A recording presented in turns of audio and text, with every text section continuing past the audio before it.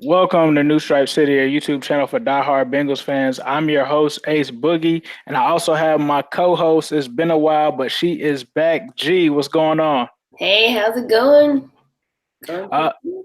so obviously we had the draft happen yesterday, ended yesterday. So we wanted to kind of give our thoughts on what we thought about the draft and kind of give an overall grade for the draft.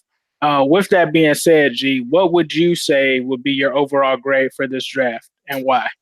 Um, I don't know. I'm gonna say C plus because I do like how we drafted for the protection of Andy Dalton because we really addressed our issue, a big issue, which is the offensive line. But there were definitely some questionable picks, especially the second round with that tight end, and then also I think moving up for that quarterback was I don't think that was necessary. But yeah, overall I think it's kind of a C plus. I'm actually gonna go a little bit lower than that, and I don't want Who Dey Nation to get on me. But mainly it's because, like you said, that second round pick. Outside of that, most of the other picks made sense, but I'd have to go with the C. I'm almost even thinking C minus just because of that second round pick, but not only just because of that, but also because there was a lack of attention to edge rusher. I think that they definitely should have looked at edge rusher, especially being that Michael Johnson's out of there. You've got a starting spot available now. I mean, Sam Hubbard could possibly start there, but you kind of have a question mark there because Sam Hubbard is more of a rotational guy. Carl Mm. Lawson's coming back off of a torn ACL, so you don't really have someone there. And the guy that we signed from New York is pretty much trash. So I was kind of thinking that they would at least draft one edge rusher, and they didn't draft any. Also, when you look at the defensive side of the ball, there was a defensive tackle taken, there was a corner taken, but it didn't seem like defense was a priority for them. We took Jermaine Pratt in the third round, but we didn't get another linebacker until late, which I feel like with certain people available on the board, they could have double dipped that linebacker. So for me, I'm going to go ahead and give it a C. But we can go ahead, G, and go through these picks one by one and just kind of give our thoughts on it. So, guys, stay tuned. I'm going to actually do a screen share here so you guys can actually see the screen of the picks, and then we'll go through them one by one. So, let me go ahead and get that real quick. Okay. So our first pick was Jonah Williams. He's a tackle out of Alabama. Most people had him as the number one guy on the board. I'd have to agree with him being the number one guy, and I actually like this pick. If I had to give a grade for this pick individually, I would probably say that it's an A minus, being that the Bengals, one of their main weaknesses has been the offensive line ever since Andrew Whitworth has left. Obviously, things didn't work out with Cedric Ogbuehi. They didn't work out with Jake Fisher. Those guys kind of flamed out. They were picked in 2015, haven't done anything. They tried to replace and put a band aid on it with Cordy Glenn. However, the offensive line was still pretty bad last year. So my thoughts are I think that Jordan Williams was the right pick. I think that they did the right thing. So I like this pick. G, what do you think about Jonah Williams? I really like this pick too. As you said, like one of our biggest weaknesses has been our offensive line. So definitely getting Andy some protection is a good move. And then also he's from Alabama, so he's seen some of the best defenses in college football. So he's a pretty decent athlete. Like he's used to seeing some fast, hard hitting defenses, which is a good thing coming into the NFL. So I think it's a good pick. I give it an A too. Nice, nice. So this was the next pick, which obviously I almost had like I don't know what happened. I like went on a rant as soon as this pick happened. I went live, had some things to say, tried to sleep on it. I still don't like this pick, and that pick is in round two, Drew Sample, the tight end from Washington, and it's not just because of this guy that we picked. I saw someone in the chat say you're giving this draft a C minus just because of that pick. Not necessarily. When you think about the entire situation, the Bengals were actually scheduled to pick at 42. And when they were scheduled to pick at 42, there were several guys on the board, Greedy Williams, Drew Lock, just to name a few, but there were obviously more guys on the board at that time. the Bengals decided to trade back. So that was kind of weird. I wasn't upset that they traded back, but I was upset with the value that they got for it because a lot of people looked into the pick and analyzed it, and they got like horrible trade value for that pick in hindsight. So for the fact that they did that and then moved back and then not only moved back, but also reached with Drew Sample, a guy that could have been in there fourth or fifth round, was just, to me, just didn't make sense. And you're talking about a guy who's really known as a blocking tight end. He didn't do much receiving at Washington. If I'm not mistaken, I think the dude only has like 200 career yards or something like that. More of a blocking tight end, which, again, I'm not upset that they picked a blocking tight end. I'm just more so upset that this was a guy that they reached for. They moved back. They didn't get great value for it. And he's not a guy that's going to be able to step on the field immediately. Yeah, I mean, we re-signed CJ Uzoma. We re-signed Eifert. I really, unless one of those guys get hurt, I really don't see this guy getting on the field. Now, I may be wrong. Maybe Zach Taylor has somewhere for this guy to fit into his scheme. But I was just thinking round one, round two, those are impact players that need to immediately be on the field. If this pick was done in the third or fourth round, I wouldn't have been as mad. But you're talking about a track history of picking guys like Tyler Boyd. You're talking about a track history of picking guys like Joe Mixon at this position, and you picked a guy in Drew Sample that's a blocking tight end that made no sense whatsoever. So for me, that grade for this pick is definitely F. G, what do you think? Yeah, like I totally agree. I definitely don't think it's a bad move as far as him being a blocking tight end. Like I can somehow maybe think being since Zach is more of an offensive minded coach, maybe he has an idea of how to utilize him on his offense. But again, round two, like that's just he would have been there, like you said, fourth round, maybe even fifth round. I just think it's ridiculous that we took him in the second round, and there's other positions that could have been addressed. As you said, there's like Greedy Williams was still on the board. So there are other people that were still around that I think we could have gotten that would have benefited us. And like you said, been more of an impact player because it is the second round. And we still could have gotten Drew right lower down. So exactly. I'm just like, I don't understand at all. I go to the first pick being like, yeah, that I can rock with that, to round two. Like, what in the world is just yeah, I was like literally so mad. I think my body just like shut down because I like fell asleep like right after that pick. Like it was so bad. It was a bad taste in my mouth for sure. Round three actually kind of brought back some optimism for that second day when the Bengals went out and drafted Jermaine Pratt, linebacker out of NC State. Obviously, this guy was a first-team All-ACC selection. The only thing that was kind of worrisome to me about Pratt was that he's recently made the transition from a safety to a linebacker. So that I kind of tend to look at with a little bit of caution. Not that he's not a good player, but you just learned to become a linebacker in college, and now you're going to have to learn how to be a linebacker within the NFL. Kind of makes me wonder if he's going to be able to grasp this defense, if he's going to be able to be a leader in this defense. Can he make an instant impact? Obviously, last year we saw with Malik Jefferson, although he was one of the top linebackers in that draft, he mentally wasn't prepared enough to be able to call plays and be able to line up in the right position. I'm hoping that the Bengals avoided that with this selection, but apparently our linebacker coach must know something about Pratt. So I do like this pick. I probably will give it a B. I mean, probably the best linebacker or arguably the best linebacker on the board at the time. G, what are your thoughts on Pratt? I do like Pratt. I think that was a good move, especially for the position. I think it is, but I think that him and his history of being a safety could be kind of to our benefit.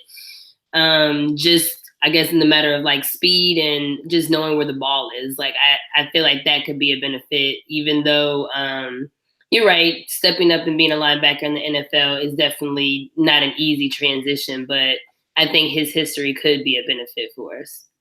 Right, I have to actually agree with that. That's a great point because a safety is essentially one of the quarterbacks of the defense, so that might actually work to our benefit, like you said. So next we have Ryan Finley. I was a little bit torn on this. I wasn't mad about it. The Bengals actually traded one of those 6-round picks that they received in the trade down from the second round in this pick, and they actually used 2 of those to move up and get Ryan Finley. My thoughts on this, I'm not mad at it. We definitely needed a backup quarterback.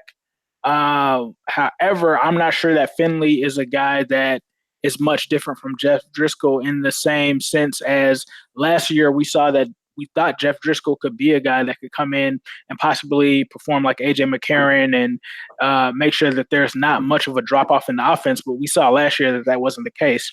Right. I think that Ryan Finley, I'm hoping that he's AJ McCarron, whereas it's a situation where our offense doesn't completely drop off the earth.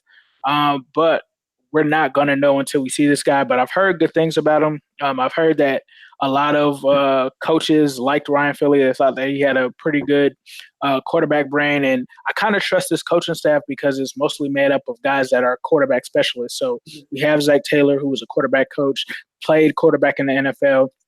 We have our offensive coordinator who also has a background from working with quarterbacks. So I'm going to hope that they knew something here when they traded up to get Ryan Finley. G, what are your thoughts on Finley? Well, I feel like I am kind of torn between the two. I'm not mad that we drafted a quarterback. So I do think we need a backup quarterback, but a part of me feels like maybe our position right now, where we are with offense and what we're trying to build, we're better suited for more of a veteran backup quarterback than for Ryan. I mean, yeah, but I guess we still have the option to do that. But I don't know. I think it was cool. I don't know if we should have drafted up for it. I guess you can watch Andy. The only thing that bothers me is I feel like as in the last recent years, Andy hasn't lasted the whole season. And so we end up seeing these last few games or whatever with this backup quarterback, and they haven't been great. They haven't been AJ McCarron, and I don't know if Ryan Finley is AJ McCarron at all.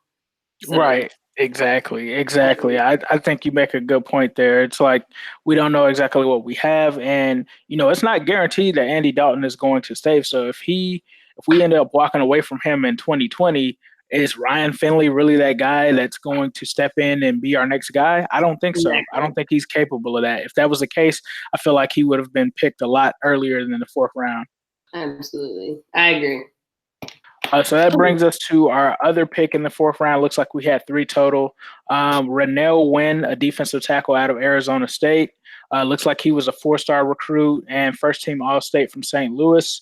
From what I've heard, it seems like although he was a little bit of a small name, he's a guy that has a lot of potential that could end up wreaking some havoc in the NFL. One thing that's different about him is he's 6'5", 315 pounds. A lot of the defensive tackles that we have are pretty short.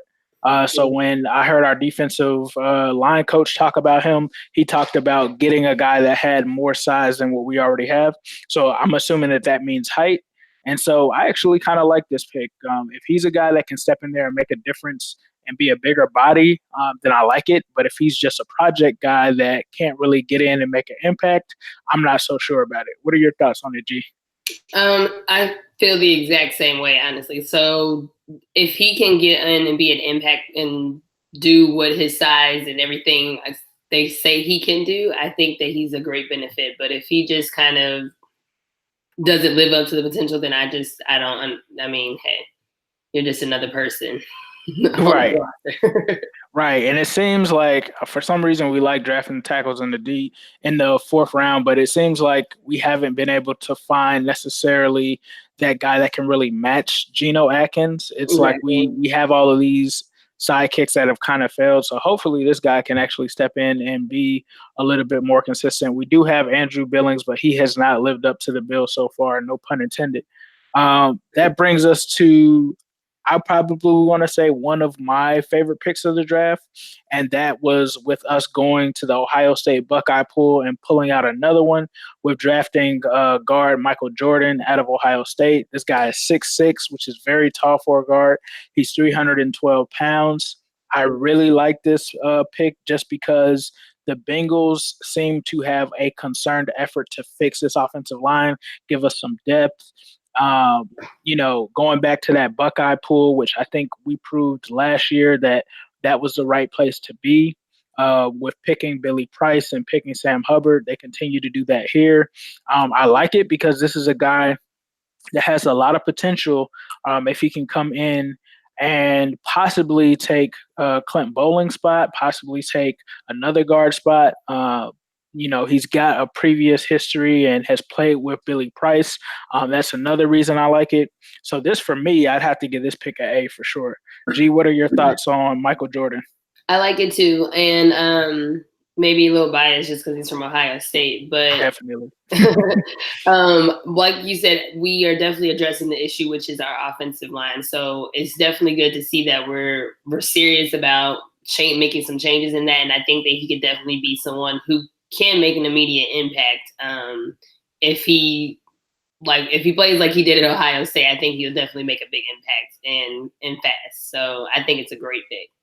Right, definitely. And it looks like Sam Turner in the chat said that it's a plus that Michael Jordan is a Bengals fan, so he's sold on him coming in. I think he's from Fairfield. Oh, that's what's up. So he's actually from around the area. Okay, that's cool. The next pick I actually enjoyed as well. And to me, it seemed like on day 3, the Bengals really turned the tide after a weird day 2. In this round, they ended up getting Travion Williams, a running back from Texas A&M. He's a little on the small side, but honestly, he's about the same size as Gio. He's a guy that can be a difference maker.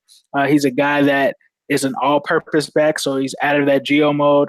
Obviously, the Bengals moved on from Mark Walton after, I don't know, the 3rd arrest this offseason, so they had to do something, and they actually ended up picking not one, but 2 running backs in the draft, which I thought was interesting. But I like this pick with Jervion Williams because he's a guy that was an All-American. Obviously, he finished in the top 5 nationally with 1,500 rushing yards. So I really like this pick. G, what were your thoughts on Travion Williams? I like the pick, and I like how you're saying his mold is similar to that of Giovanni Bernard. And we definitely have used Gio for receiving as a back, and he's definitely benefited us on our offense for a long time. So I think finding a player that's that similar mold definitely backs us up. So where if we ever move on from Gio, or he's had his injuries as of late, we have someone that we can kind of turn to that has a similar playing style. So right, you can just go right into the offense. Right, exactly, and I think we thought that running back was a position of strength last year, and then Joe Mixon got hurt. There were some injuries there, and at one point we even had an ex Seahawks running back for a while out there. It was pretty crazy. So, like you said, it's good to have a guy like Travion in the backfield, and this was a guy that was supposed to go, if I'm not mistaken, in the 4th round. So to get him in the 6th round was a great pick for us. After that, it looks like we went with a guy. It looks like some people in the chat are more familiar with him, but Deshaun Davis, a guy out of Auburn. I looked into this guy, and it said that he was more of a priority free agent. It's a 6th round pick, so I don't really care. At that point, you're kind of trying to get those guys that might be priority college free agents that you want in your camp without having or risking losing them to another team.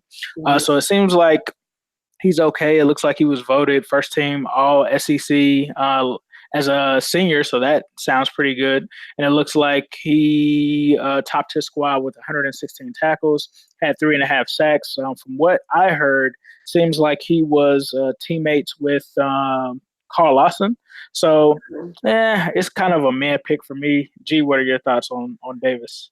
I mean, it is round 6, so it's one of those picks where it's kind of like, doesn't really make huge dent either way for us. But it definitely seems like he has the potential to be one of those diamonds in the rough. So we'll see what he does. Like I said, it's round 6. It doesn't really shout like, I can't believe they did that. But also it's like, that's cool. Right, yeah, it's cool. Definitely would have rather have seen them taking a linebacker a little bit earlier than that, but hey, it is, I guess it is what it is. The next pick that we had, and this is where it starts to get kind of blurry, but I actually know this guy, Rodney Anderson. This was actually Joe Mixon's teammate, apparently, and looks like he was actually pretty good. He just could not finish the season due to injuries. So it seems like this is the reason that this guy kind of fell. I kind of like that because it's like low risk, high reward with you picking him near the 7th round. is a guy that already had that relationship with Joe. From what I saw watching him on film, he's more of a bigger back, so he's 6 foot, 224. So he's kind of more of that guy that can actually be a volume runner and things of that nature. If anything happens to Joe, we do still have a big back versus hoping that these small backs like Gio and Williams can bear the load. We would have another big back. So I actually kind of like this pick. Have no problems with it. G, what do you think about this one? You're right. Again, it's molding them after the starting running backs we already have. So he's familiar with Joe Mixon, similar body build, similar running style. So if anything happens to Joe Mixon, which again, he's kind of injury prone. So we have, like you said, a big back that we can just insert right into the offensive play scheme. So I'm not mad about it. Right. Seventh round pick, it looks like we picked a guy by the name of Jordan Brown. I'm not going to lie to you guys. I had no idea who this guy was. No. A good friend of mine, Moody, actually was aware of this guy. He said that he was a guy that had some really good ball skills. Maybe the reason that he failed was just because he played at South Dakota State. Not exactly sure. But from what I heard, he's more of like a ball hawk. So I'm not really too mad about this pick. We obviously re-signed Darqueze Dennard. We just exercised the option on William Jackson III. However, outside of those three, we did just sign R.W. Webb, but we don't really have anybody else to compete. So I don't mind bringing this guy in for some competition at the corner position. G, what are your thoughts on him? I agree.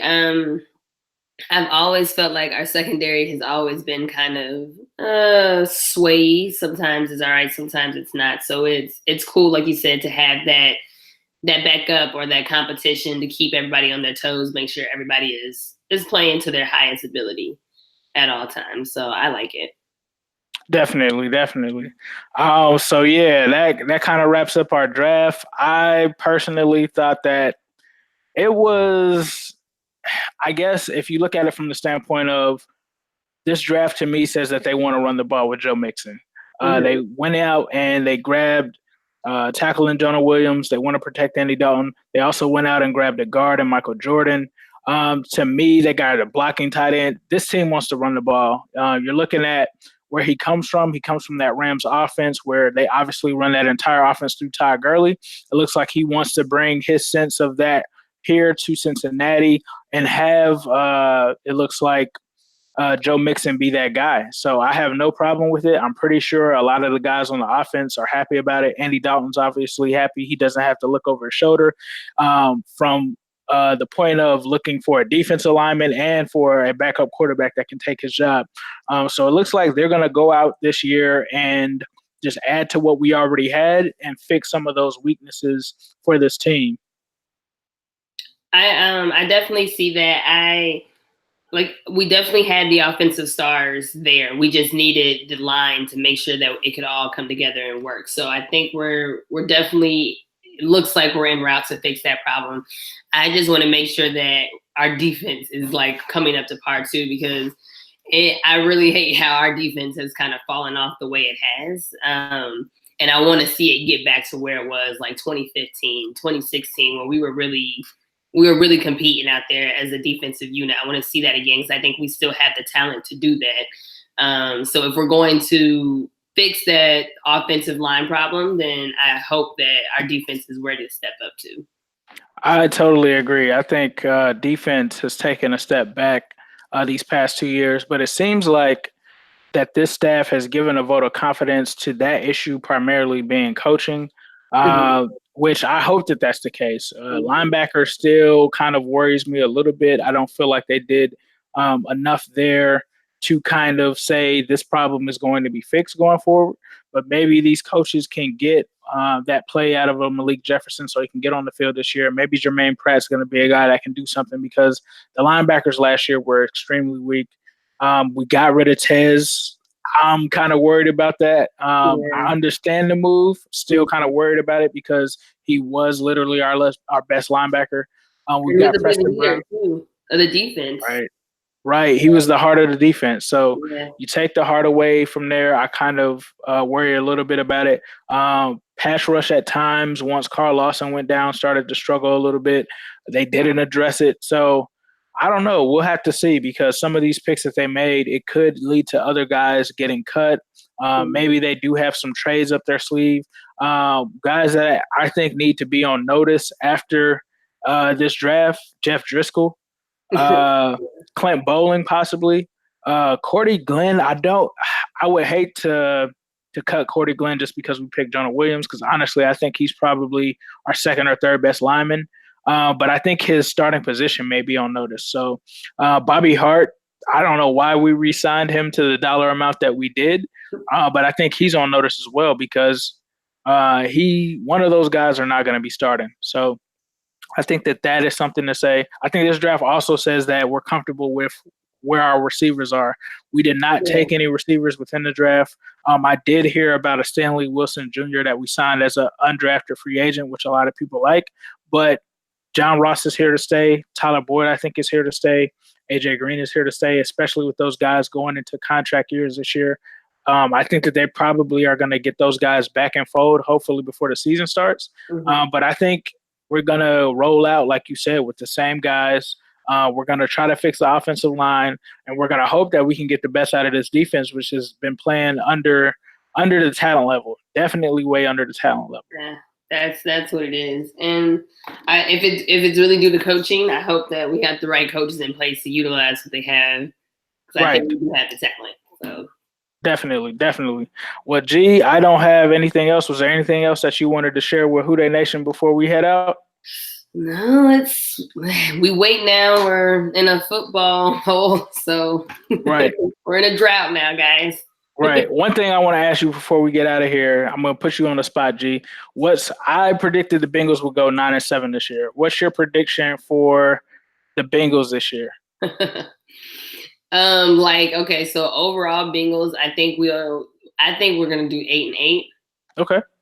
But I think we're gonna finish in the bottom of our division. So Gotcha. Understandable. I mean, the Browns loaded up this year. OBJ is coming to the division. The Ravens obviously got better. They got Mark Ingram, and they got some pretty good draft picks for Lamar Jackson. Yeah. Steelers are going to Steeler.